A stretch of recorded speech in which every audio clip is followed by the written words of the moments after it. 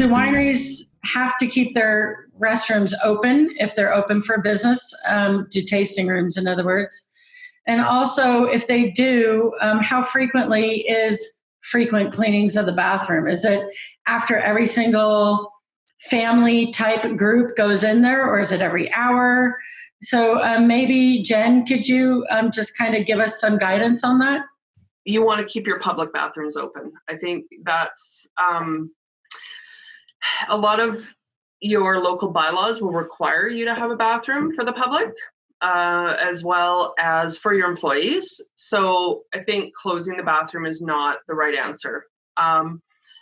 Cleaning it frequently is, and frequently is a hard word, right? Because it's going to depend on how many people come into your winery, right? So, if you get 5 guests in a day, you might clean your bathroom at the beginning of the day and halfway through the day at the end of the day, right?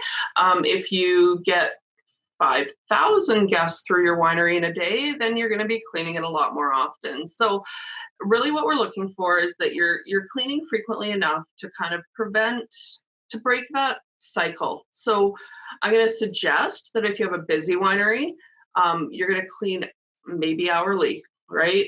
If you have a less busy winery, try to aim for double what you did before, right? So if you used to clean it once a day, now do it twice, right? It's really going to be dependent on the number of people using it. I don't have a better answer than that. There's no magic number. It's really just making sure that, you're going in there occasionally and breaking that cycle, having the least number of people exposed. If somebody went in there who had COVID and touched everything, what you want to do is kind of reduce the number of people who may have been in there in the meantime, right?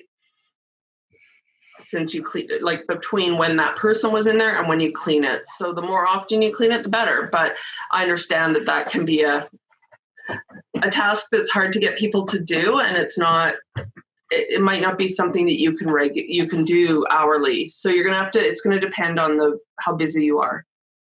Okay, and is there anything other than normal PPE they should be wearing, other than masks or face shields and gloves? I mean, do they have to do anything in particular? Would you suggest that one employee is doing that throughout the day, or that be rotated? I had heard possibly maybe one employee should just be focusing on that, if that's a high use area. Do you want to answer that one, Steve? Sure. I totally understand the stresses of the washroom thing, and it's human nature to be worried about, as we saw with the toilet paper fiascos of the past couple of months. The washroom itself, we don't see it as a additional hazard that is containing massive amounts of coronavirus. It's a place that people go to use. So when you're looking at cleaning, you'd look at your typical cleaning activities, using your typical cleaning materials and personal protective equipment to protect the worker from perhaps those touch points and from the materials or the chemicals that they're using to clean. So you're certainly not expected to be wearing a full Tyvek suit with a face shield and respirator. The expectation would be you'd have some sort of protection on the hands to protect them as if they're cleaning a toilet regularly, cleaning the touch points where people may touch. But you don't really need to look at any additional personal protective equipment unless we're looking at, as Jen said, extremely high use. If we've got lineups of people, maybe you want to look at change of clothes afterwards in case their clothing touched something or whatnot. But no, I wouldn't take it to the level that it's a toxic atmosphere that needs to have additional activities taken on it.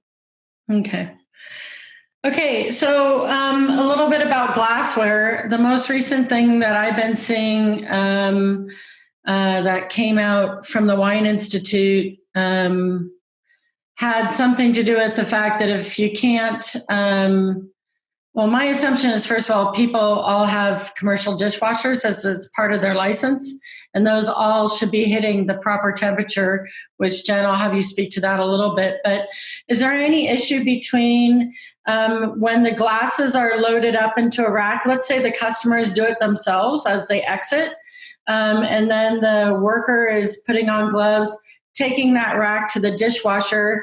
Is there any issue with that process, taking it to the dishwasher, other than just wearing normal PPE? So we're looking at handling glasses. It's considered what you would possibly look at as a touch point. So Jen and I discussed yesterday, and I kind of mulled it over a little bit, and it's just a matter of how you're managing the glasses after people are using them, or actually during the tastings.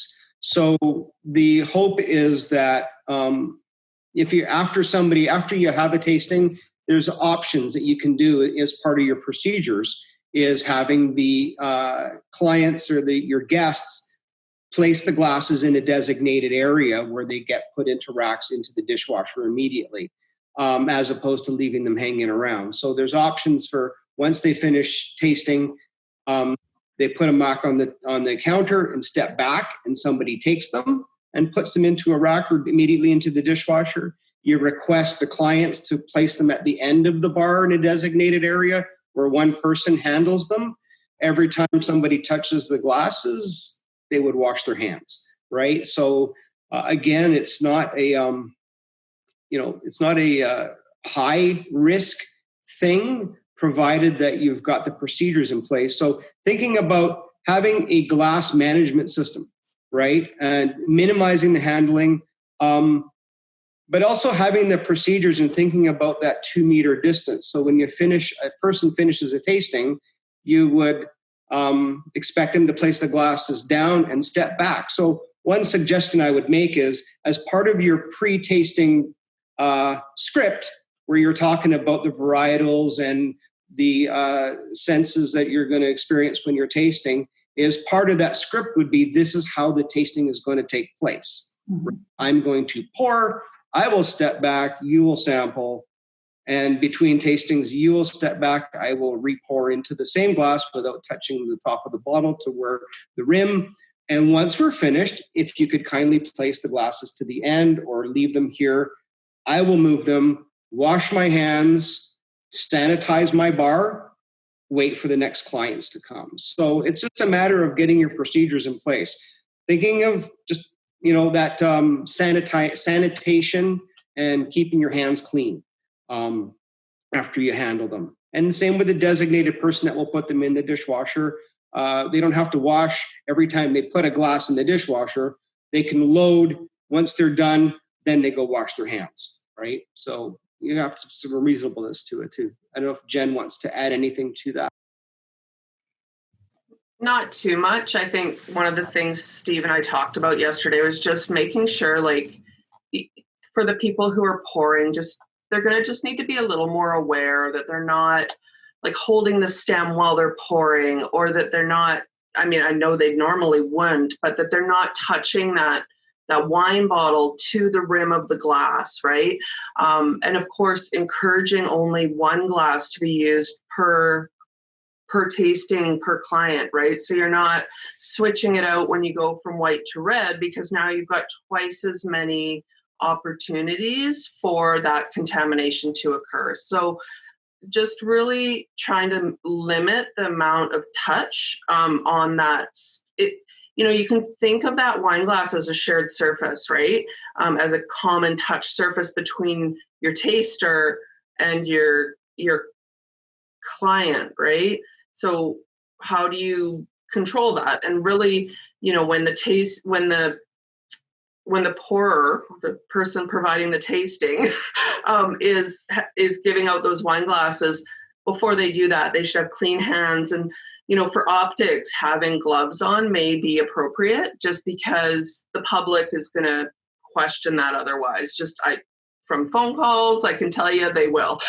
So, doing that in front of the client, putting on those gloves properly, washing your hands first, putting on the gloves, handing out the glasses, and then proceeding to do your tasting, leaving the gloves on or taking them off if you wish, and then washing your hands again. So just like Steve said, it's having a plan. I think that's the important part, is that you've walked through it in your own mind and you've maybe role played it with, you know, some of your employees to ensure that there's not processes that you're missing, and telling them, like, watch for common touch. How far apart are we? What does this look like? You know, being aware, like, people touch that bar a lot, right? Mm-hmm. So how are you going to clean that? Where are you going to work that into your process? And easier yet, I've heard that many wineries will be pre-pouring glasses before the customers come in and setting them out for the customers to take as they stand back. So there won't even be that worry of touching the bottle to the top of the glass if you do it that way, right? Great. And just one more thing, just to refresh people's memories, what temperature does the dishwasher have to get to? So it's 70. Okay, hold on. I'm checking because I don't do a lot of field work. So it's 82 degrees at the manifold. So if you have a dial, usually you're looking for that to read 82. If you are using a thermometer or test strips in the actual dishwasher, you're looking for 72. And that's kind of at the dishes. Now, I don't know if anyone has chemical dishwashers, but you also want to make sure that those are working properly. So if you are using chlorine in your dishwasher, it needs to be at 50 parts per million. If you're using iodine, that needs to be at 12.5 parts per million. So those are, you know, I think the big message is that what I said at the beginning, you know, making sure that those procedures that you should be following every day are still being followed, and that you're more aware of them. So if you have had your dishwasher off for 2 or 3 months, it might be worth getting your maintenance guy, your dishwasher maintenance person, to come in, run it through, make sure it's working properly prior to opening.